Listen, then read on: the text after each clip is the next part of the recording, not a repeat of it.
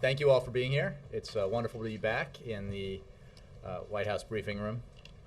I have a couple of brief announcements I wanted to make, if you'll bear with me. First, earlier this morning, John Brennan, Assistant to the President for Homeland Security and Counterterrorism, hosted an Olympic security deputies meeting with the full counterterrorism and law enforcement community to take stock of our efforts working with the United Kingdom to prepare for the London 2012 Olympic Games. Following that meeting, Mr. Brennan provided the President with an update on the Olympics as well as the United States government's support to the United Kingdom prior to and during the Games. The President directed that we continue to ensure that we are doing everything possible to keep the American people safe and to continue close cooperation with our British counterparts. In keeping with our special relationship, the President also made it clear that he has the utmost confidence in our close friend and ally, the United Kingdom, as they finalize preparations to host the London Olympics.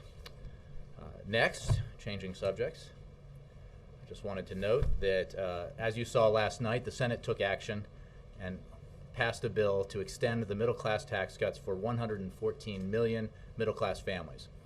The House should follow suit and pass this bill right away. The House Republicans are now the only people left in Washington holding hostage the middle-class tax cuts for 98% of Americans and 97% of small businesses. The fact is, the typical middle-class family cannot afford a $2,200 tax hike at the beginning of next year. It's time for House Republicans to drop their demand for another $1 trillion giveaway to the wealthiest Americans and give our families and small businesses the financial security and certainty that they need. As the President said last night, we need tax cuts for working Americans, not for folks who don't need them and weren't even asking for them. And with that, I will take your questions. Mr. Fell, oh wait, before I do, I think congratulations are in order. I should have said that when I called on you, but I'll do it again. Ben. Thanks, Jay. I wanted to try to get some clarity about gun control and president's positions. Since the Colorado tragedy, you've been telling us that the president wants to keep guns out of the hands of the wrong people under existing laws. And then last night to the Urban League, he said there have been actions taken, but they do not go far enough. He talked about AK-47s being kept off of city streets. And so I'm just trying to get clear, does he or does he not think that any new gun legislation is needed? Well, let me back up a little bit and say that President Obama has called for common sense measures that protect the Second Amendment rights of law-abiding citizens and improve public safety by keeping guns out of the hands of those who should not have them under existing law. And as I think you know, thanks to the administration's efforts, background checks conducted on those looking to purchase firearms are now more thorough and more complete. The Department of Justice can provide more details on that. I would also say that, or note that the President made a broader point last night, which is that tackling the problem of violence is not just about gun laws. In communities across the country, the administration is partnering with local law enforcement and government officials to reduce crime, to connect young people with summer jobs so they spend less time on the street, and to set up programs that steer children away from a life of gang violence and toward the safety and promise of a classroom. We also must recognize that it is not enough to debate the role of government in reducing violence. It is up to parents, teachers, neighbors, and communities to make a difference in the lives of our young people as well. I think that the point the President was making in the speech that he delivered last night was that we have to remember that in the wake of an awful event like the one in Aurora, Colorado, that violence is not an isolated incident in America, and that we need to take a broader look at it and try to tackle it from a number of different directions, which this President has been doing through his administration. I get that broader point that he was speaking about more than the role of government, and that was certainly part of the coverage. But I'm still not clear about the answer to my specific question. Does he think any new specific gun legislation is needed, or is enforcing existing laws what's needed?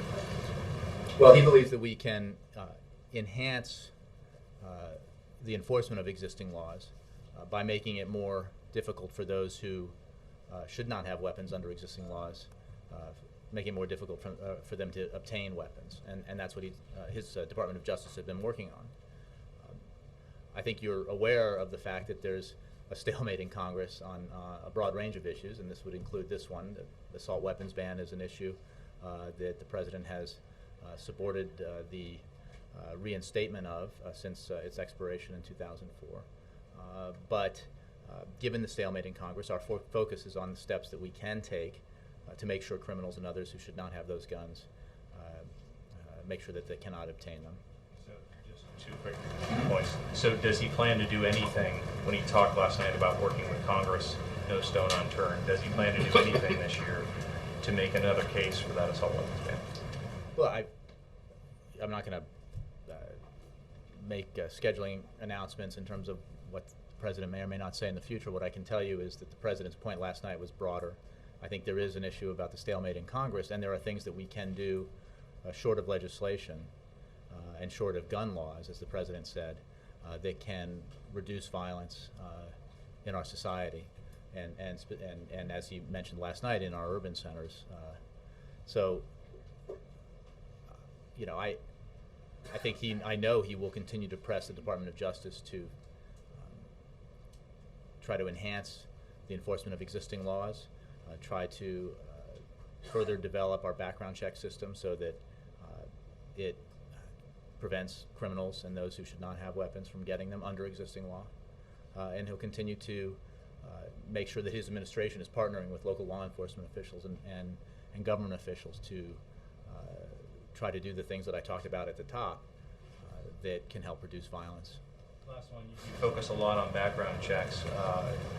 Our reporting shows that the suspect in Aurora passed all of his background checks. Can you explain how even an enhanced background check system would stop something like this? Look, I don't think the President ever suggested that the background check could stop every crime from occurring in America, and even one as heinous as this. I'm not going to get into the specifics of what happened in Aurora, because there's obviously an ongoing investigation. But we do need to take a broader look at what we can do to reduce violence in America, and it requires a multifaceted approach that looks at this problem from a variety of angles, and that's not just legislative, and it's not just about gun laws. Thank you. Mm-hmm. Yep. Turning to a different subject, is Margaret, there any? right. Margaret. Welcome. Thank you. Is there any reaction from the White House on the indictment of Beaujolais' wife at this time? You know, I'll have to take that question. I was not aware of that. And maybe the State Department has a reaction. Yeah. Jake, and then let's go. Go ahead. Thanks. Welcome. Thank you. Just 2 topics on Syria quickly. You know that this crisis is deepening, it's escalating, the ongoing assault in Aleppo. I just want to make sure I'm clear on what is it that the U.S. is doing right now? What can they do besides wait and see if there's some consensus reached to the UN? Well, we're continuing to work with other nations and the Friends of Syria, as well as other international partners, to provide humanitarian assistance to the Syrian people, provide assistance to the opposition as it tries to form itself and unify, non-lethal assistance to the opposition, as well as administrative assistance, if you will, that the Friends of Syria is providing as the opposition comes together. But it is a point that you made that is worth noting, that there is an ongoing assault happening in Syria that demonstrates once again the depravity of President Assad and his regime. The fact is they're using artillery and fixed-wing aircraft, or there were reports of that, as well as helicopters against a civilian population center. And it once again points to the need for international consensus around the idea that Syria's future cannot include President Assad because of the actions that he's taken against his people. And we need to move quickly to look at what, Syria can and should be in a post-Assad world, work with our partners, work with the opposition to help create that transition, because Assad's days are surely numbered. As we've seen, it's clear that he's losing control of Syria. The momentum against the Assad regime continues with defections throughout the government. As we've seen in recent days, increasing numbers of formerly pro-regime Syrians, officials in the government, ambassadors to foreign countries, military personnel, high-ranking military personnel, are recognizing that to stand in solidarity with Assad is to stand against the Syrian people. That's why it's time for the Syrian people and the international community to focus on what comes next, as I said. And then one more on the gun issue. These are some of the president's strongest words yet on this issue. Does he feel like he's shown leadership publicly on the issue of guns during his term? Well, the president's feelings about this issue, I think, were reflected in what he said, and those comments and remarks echo what the president has said in the past. And I think he does take a broad view about the problem of violence and how we need to address it. He is very mindful of the need when it comes to legislation that we ensure that we protect the Second Amendment rights of law-abiding American citizens. That is very important to him, and he believes that we can take measures that improve public safety by preventing weapons from getting into the hands of those who should not have them under existing law. But there are broader aspects to this problem, as I talked about, and that's why we need to not look at it through one single prism, but to examine ways that we can help address the problem through assisting local law enforcement officials or through the education system, the school system, help keep kids off the street and out of gangs, for example. And you know, the president noted, and as I just did as well, that it's not just a governmental problem. It's something that teachers, parents, neighborhoods, and communities need to talk about and take action on to make a difference in the lives of those who might otherwise fall into violence. Jake.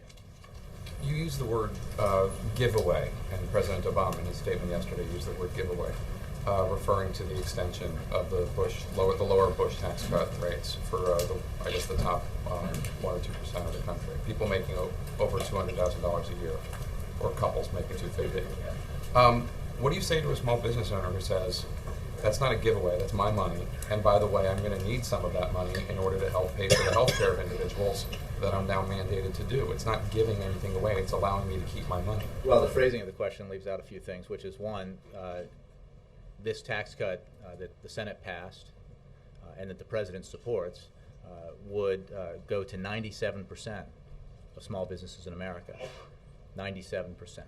Further, this president has cut the taxes of small businesses in America 18 times independent of this.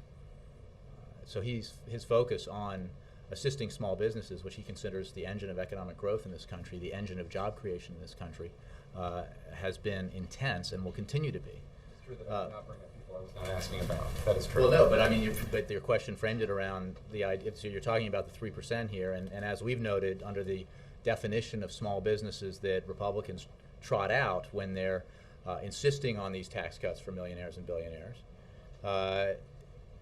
means that. I was talking about somebody making over $200,000 a year. Sure, but again, that's 97% people who file small businesses that file taxes under the individual tax code will receive this tax cut. Many of the remaining, self-described small businesses that we're talking about hedge fund managers often and law firm partners, and addressing those small businesses that fall in the remaining category. This tax cut goes to everybody. This is an often misunderstood fact in reporting, and I think just in general, that extending this tax cut to 98% of Americans, those who make up to $250,000, means that everyone gets it, even those who make millions and billions, up to the first $250,000 of income. So that for a family, that includes everyone, okay, and including small businesses that file in this manner. Secondly, the president believes that small businesses are so important that he has dedicated a lot of energy and focus on providing tax credits and tax incentives and tax cuts to small businesses throughout his 3.5 years in office. Beyond that, he believes that extending the high-end Bush tax cuts, again, is something we simply cannot afford. We're talking about $1 trillion over a decade. We've seen what happened when these tax cuts, which you may recall, you and I were covering it, were sold initially as a payback from the budget surpluses that were achieved under the Clinton administration. And then when the economy ran into trouble and those surpluses were beginning to erode, it was sold as an economic stimulus measure. And what we got was middle class income stagnating, the slowest expansion in 50 years, and an economic crisis the likes of which we haven't seen in more than 70 years. So the question is just, why is it a giveaway? Why are you guys using, you and President Obama using the term giveaway, when even if you support the Senate Democrats' bill, it's not technically a giveaway. It is allowing people to keep the tax cut that they got in 2001, 2002. Right, but these are tax cuts that we cannot afford, that do not, by the estimates of credible, independent economists, do not measurably help the economy, and do not, in the way that tax cuts to working and middle class Americans help the economy. And we have to make choices, and it is a tax cut for the wealthiest Americans that we simply can't afford. And those who say that, oh well, that it's terrible for the economy. Remember, again, you and I were there and covered it. There were proclamations of gloom and doom, of economic crisis and stagnation and recession that were promised by Republicans when President Clinton instituted the tax rates that existed throughout the 90s. And instead of everything that Republicans predicted, we got the longest peacetime economic expansion in our history. We got 24 million jobs created. So, and plenty, as the president says, plenty of millionaires and billionaires created as well. So it's a matter. It's a matter of choices. I mean, that's what I think the president makes clear. We can't afford this tax cut for the wealthiest Americans. It is a giveaway that we cannot afford. Middle class Americans need that tax cut. Our economy needs it for 98% of the country. I'd love to change the subject. When Vice President Biden issued a rather strong statement yesterday about an unattributed quote or unattributed quotes from unnamed Romney advisors in a British newspaper, the Romney campaign's response was that unattributed quotes should not merit a response from the Vice President of the United States, and I wondered if you had any response to that. Well, I'll leave specific campaign questions to for the campaign to answer. I find it a little ironic, given some of the attention paid to quotes from alleged unnamed Obama campaign advisors that have been the focus of attention of the Romney campaign. What I can say is that the record here is what matters. When this president came into office, our alliances were under strain and frayed. Our standing in the world had been diminished. In the 3.5 years that President Obama has been in office, he has strengthened our alliances around the world, including and in particular with NATO countries, and including and in particular with the United Kingdom, with whom we have a remarkably strong bond, a special relationship that has never been stronger. And I'll leave the back and forth to the campaign, but let's talk about policy and fact here. I would note that in that article in question, again, as a matter of policy, the only difference that I could tell, aside from the quote that's gotten a lot of attention that was focused on, was the need to, the only difference in policy proposals that seemed apparent were that we should move a bust from one room to another in the White House, and that was a principal policy difference, which is pretty preposterous. This president has strengthened our alliances. He has built up American credibility around the globe.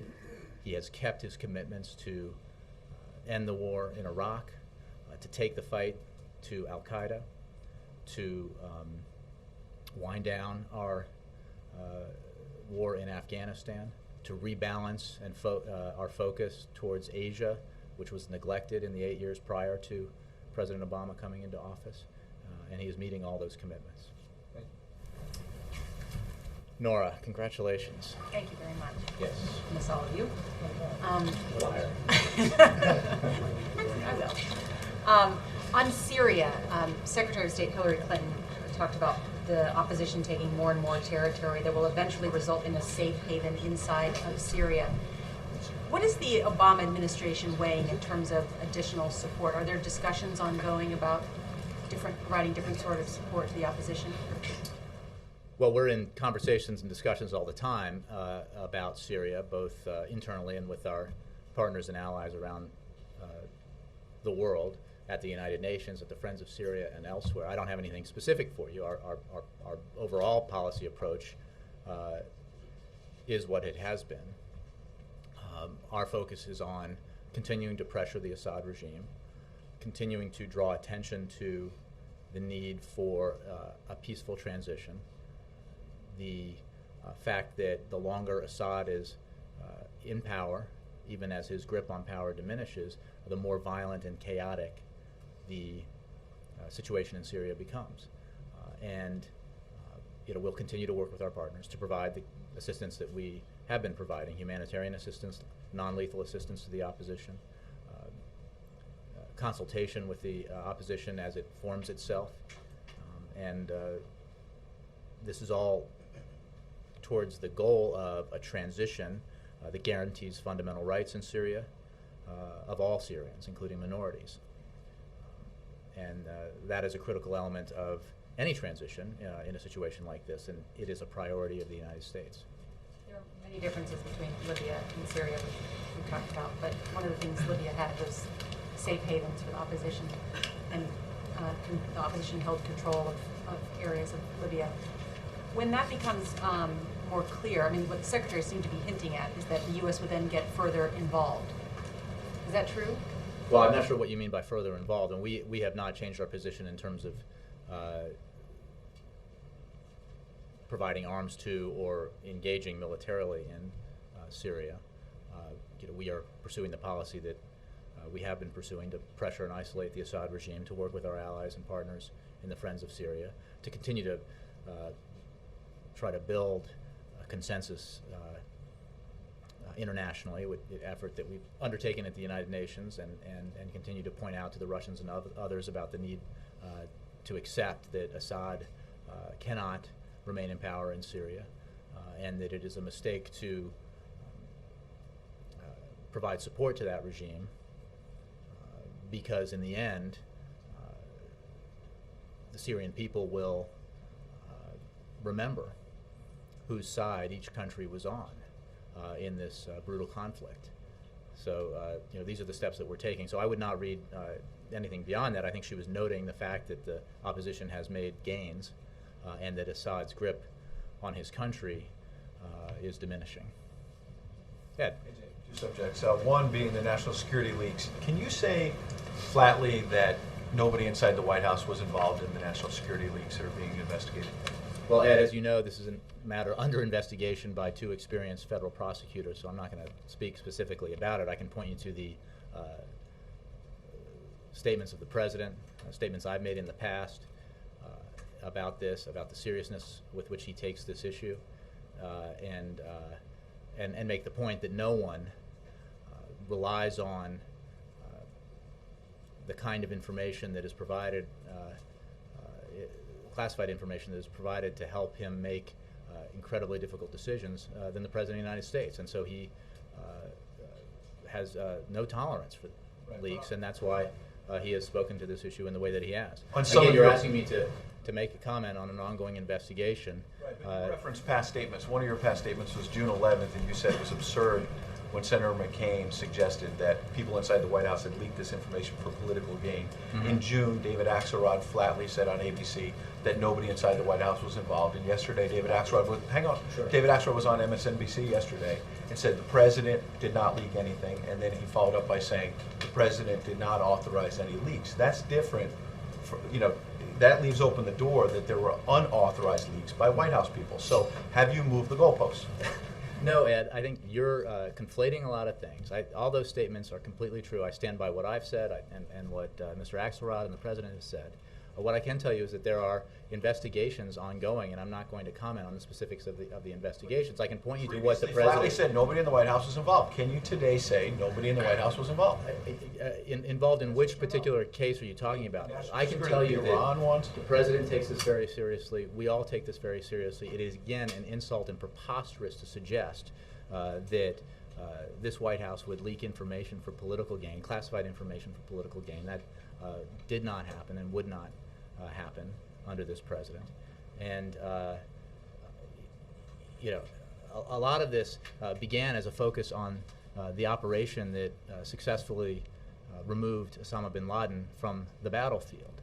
And you know, the fact of the matter is, the President spoke to 100 million people about that operation. Its existence is well known. And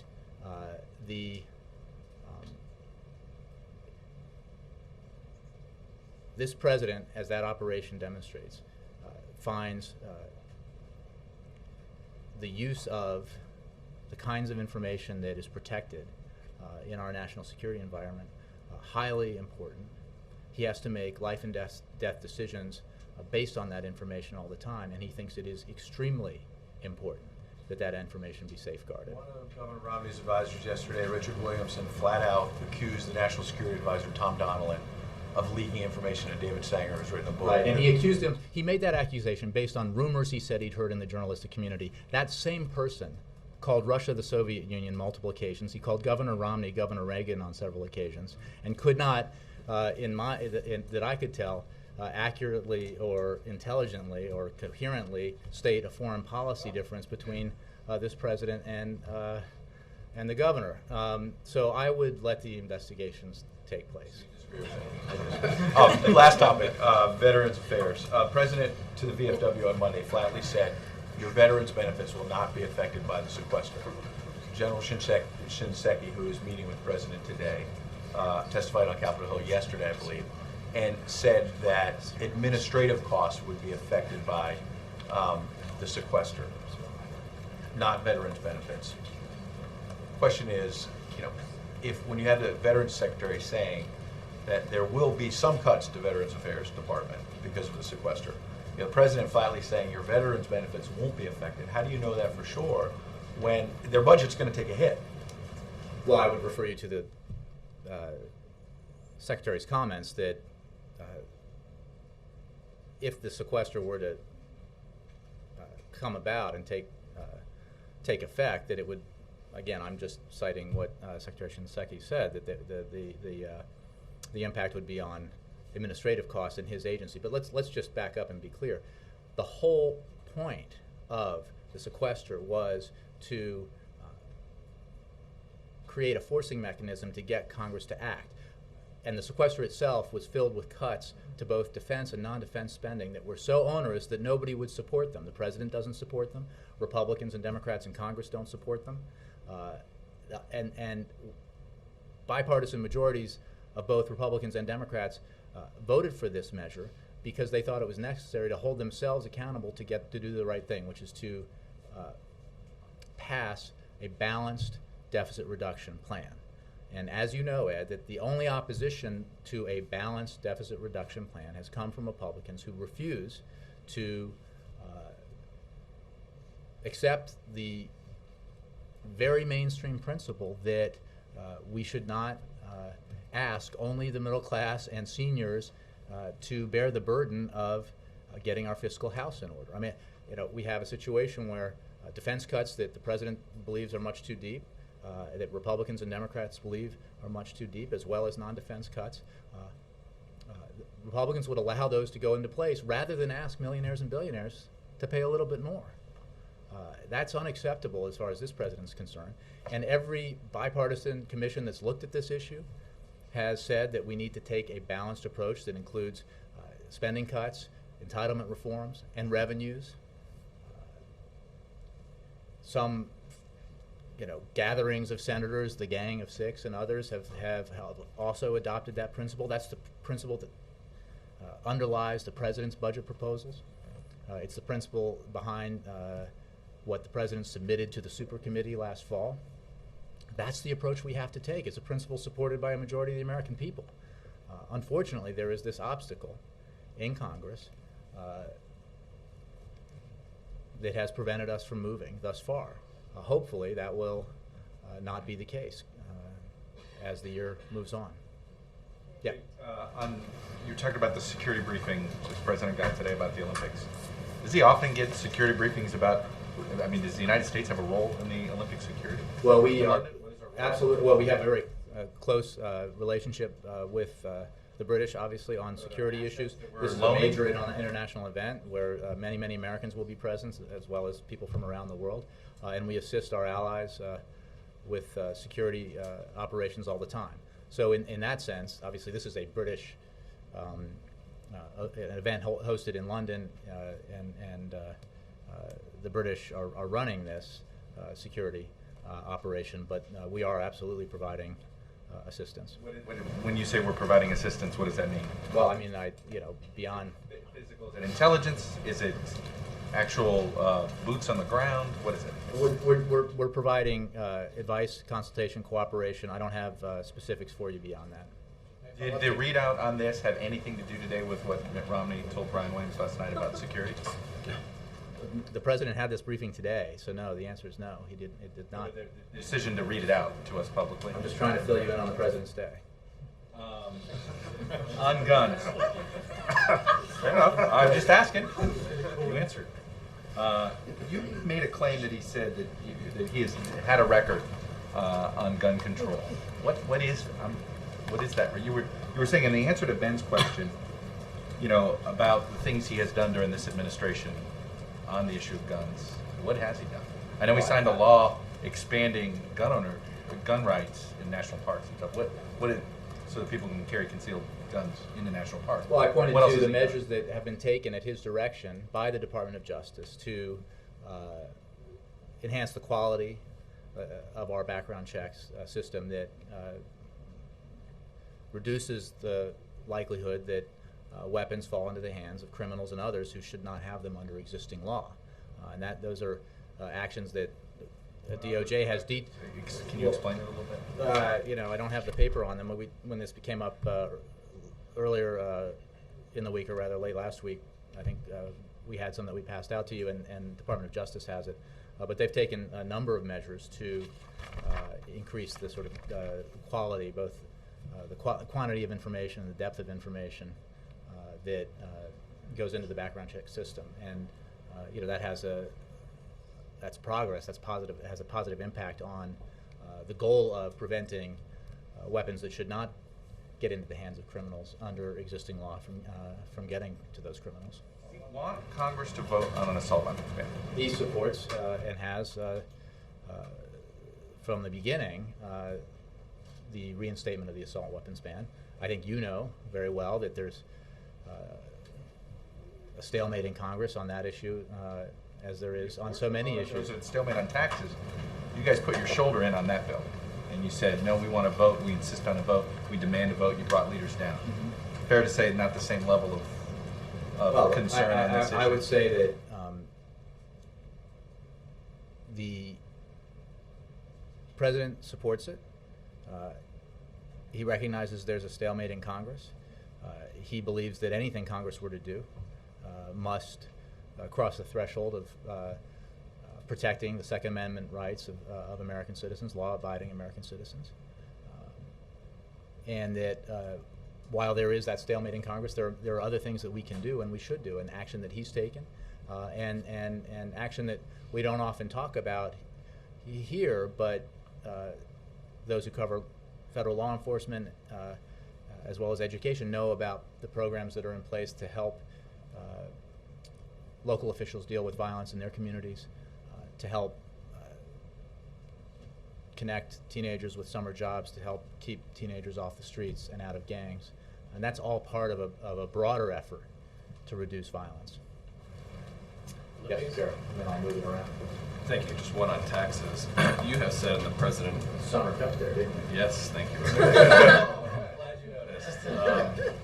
The president has said, and you have said, that the wealthy don't need a tax cut right now. But then why still allow them to have a tax cut on the first $250,000 of their income? Well, the principle is that everyone, that we should reduce taxes or extend the tax cuts for everyone earning, every family earning $250,000 or less.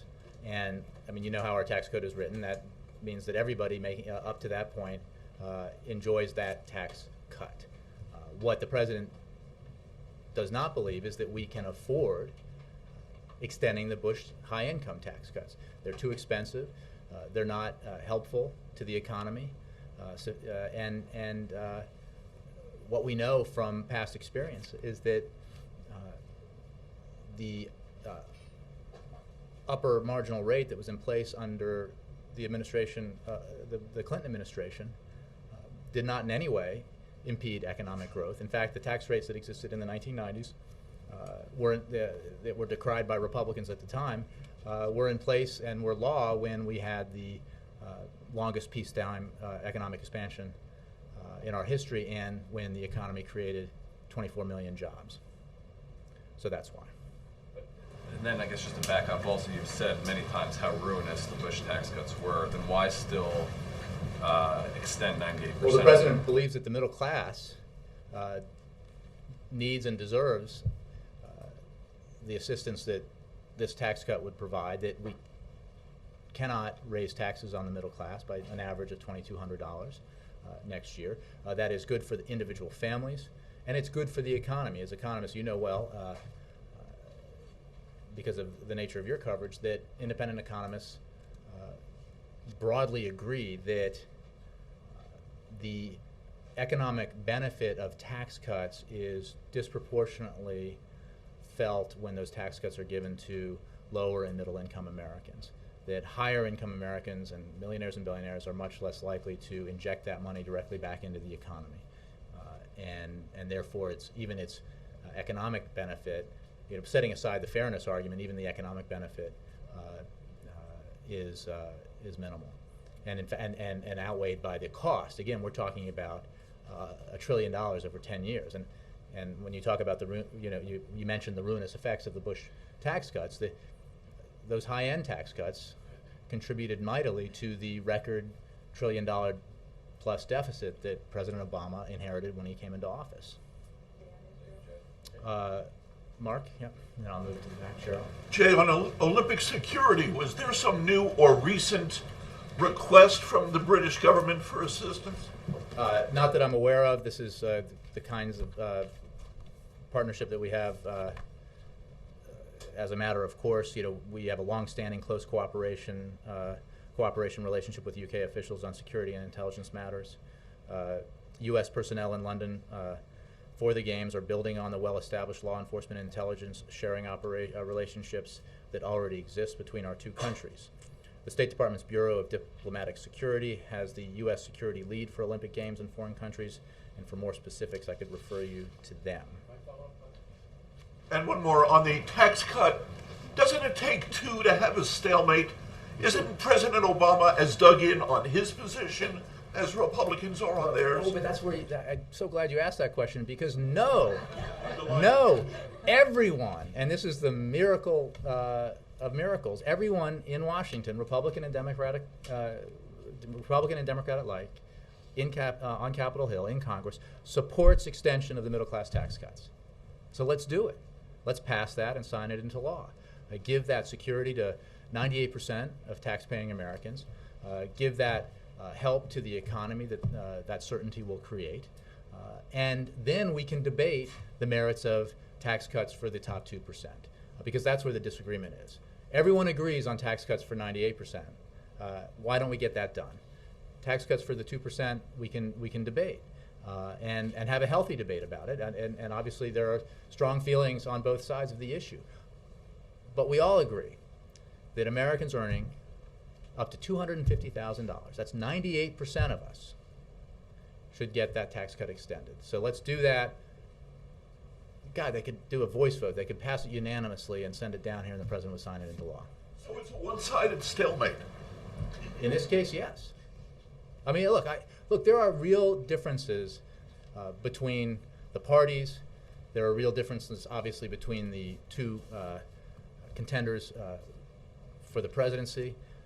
And as the president has made clear, here's an area where there is broad agreement. So let's act on it. We will continue to debate whether or not we should take a balanced approach to our fiscal challenges. We can continue to debate whether we need to give tax cuts to the top 2% of income earners in America, and we will debate a number of other issues. The merits of extending, of health care reform and Wall Street reform, for example. But here is something that we all agree on. And if we all agree on it, let's pass it.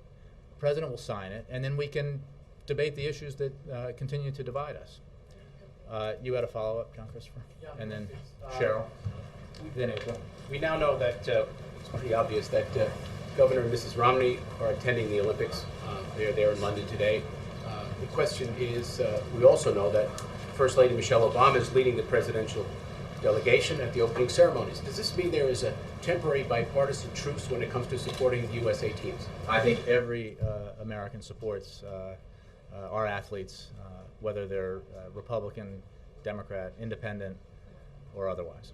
Follow-up, has the president sent a special message along with the First Lady to the U.S. athletes? I believe there is a message that the President and First Lady delivered to, the First Lady will deliver, but a message from both the President and the First Lady. I don't have details on that for you now, but they're, yeah, well, we'll all be watching. Very exciting. Cheryl and then April. Speaking of overwhelming, the House and Senate have overwhelmingly passed a bill to require the White House to reveal the details of the sequester cuts. Will the President sign that bill, and do you have that information already? The Sequester Transparency Act? Well, the President will sign the bill. Up to this point, OMB staff has been conducting the analysis needed to move, and should it get to the point where it appears that Congress will not do its job and the sequester may take effect, OMB, DOD, and the entire administration will be prepared. But let me be clear. There is no amount of planning or reporting that will turn the sequester into anything other than the devastating cut in defense and domestic investments that it was meant to be. The sequester was passed by both Republicans and Democrats, not as a policy we want to see enacted, but as a forcing mechanism to get Congress to act in a serious, balanced way on deficit reduction. As the President himself has said, there's no reason why these cuts should happen, and Congress ought to be able to come together and agree on a balanced approach that reduces the deficit and keeps our military strong. Right now, as I noted earlier in answer to Ed, congressional Republicans are trying to get out of what they agreed to because they'd rather protect tax cuts for some of the wealthiest Americans than make tough choices needed to reduce the deficit, even if it risks big cuts in our military. The President disagrees and will continue to urge Congress to act to avoid these devastating cuts. I think the answer is he will sign the bill. April. Two questions. On the President's White House initiative for educational excellence for African Americans, what is the budget for that? I understand that Arnie Duncan is holding the purse strings, and I ask that because there is such an inequity in educational excellence or scoring between blacks and mainstream students. And to bridge that gap, it's going to take a lot of money from what many in the education fields have said. So how much money is this White House putting out for that? Well, again, I think you noted at the top that this is something that will be overseen by the Department of Education. So in terms of how it is funded, I would refer you to them. Look, the executive order reflects the fact that the President has made providing a complete and competitive education for all Americans from cradle to career a top priority. And the White House Initiative on Educational Excellence for African Americans will work across federal agencies and with partners and communities nationwide to produce a more effective continuum of education programs for African American students. The initiative aims to ensure that all African American students receive an education that fully prepares them for high school graduation, college completion, and productive careers. I would note, when you talk about funding, that this is obviously not, this is a part of a broader effort that this President and his administration have embarked on to improve education in America. And when it comes to teachers in the classroom, this is an issue that the President cares very deeply about. And that is why, in the American Jobs Act, he called on Congress to provide funding to put teachers back in the classroom, to prevent their layoffs around the country that have occurred at state and local governmental levels that have affected teachers and policemen and firefighters disproportionately, and especially in the education field. Republicans in Congress have refused to pass that, but I mean, if Congress would act on that, on those elements of the American Jobs Act that they have yet to pass, not only would we benefit from what economists say would be another 1 million jobs for our economy, but every child in America who is in a public school could potentially benefit from having those teachers go back to work. And we call on Congress to act on that immediately. And my last question, please. On gun control, what does this administration and you particularly say to Democrats like Congressman Ed Towns of New York, who say there needs to be a serious discussion with both sides across the aisle on the issue of gun control? He says that historically we've seen presidents killed by guns. We've seen urban areas, people killed by guns. We've seen civil rights leaders killed by guns. We saw Gabriella Giffords shot. We've seen Columbine. We've seen Virginia Tech. And we just saw what happened at the Midnight Massacre. What say you when Democrats are calling for this? And they're even in Congressman John Lewis, right after a war, even evoked Robert Kennedy, talking about are we tolerating violence and letting common humanity go? So what say you about that? Well, I would say what I have been saying earlier in this briefing, which is that the President is focused on steps that we can take to keep guns out of the hands of people who shouldn't have them under existing law. And because of those efforts, background checks are now more thorough and complete. There is a broader issue that your question raises about violence in the country and in different areas of the country that needs to be addressed not just through legislation and certainly not narrowly just through laws affecting guns, but that has to do with education and economic opportunity. It has to do with assistance to local law enforcement and governmental officials in their efforts in their communities. It has to do with teachers and parents and neighborhoods coming together to address this problem. It's not, as the President said last night, I mean, you have shocking events like the one that occurred in Aurora or at Virginia Tech. But the fact is there are far too high levels of violence occurring every day in the United States, and we need to take a comprehensive approach to that. And that's what the President is trying to do, recognizing that in terms of legislation, there are obstacles in Congress, and the President believes that we need to take measures that protect American Second Amendment rights while ensuring that those who should not have weapons do not get them. So understanding this broad base about violence, but still with the incorporation of guns within this broad violence scope. If reelected, will this President actively push for the reinstatement of the assault weapons ban? I've stated the President's position on that. It has not changed. What I can tell you is the President will continue to push for common sense measures that make it harder for those who should not have guns under existing law from getting them, while protecting the Second Amendment rights of American citizens. Kate. Do you think it's appropriate for Governor Romney to attend this fundraiser in London tonight? It's being co-hosted by a lobbyist for Barclays. Seeing as Barclays is at the center of this LIBOR scandal, the Barclays CEO pulled out of this fundraiser, but still there's going to be a presence there from Barclays at this fundraiser tonight. I think that is definitely a question that I would refer to the campaign. What about the amount of money that's being spent abroad, raised abroad? I mean, the President's raised over $600,000 at fundraisers in other countries. I mean, to most Americans, I think would be surprised to hear that. Would you have any? But this is money raised from Americans. In Shanghai and either in London and other. Yeah, I think that I would refer you to probably both campaigns, but in terms of that. But I know that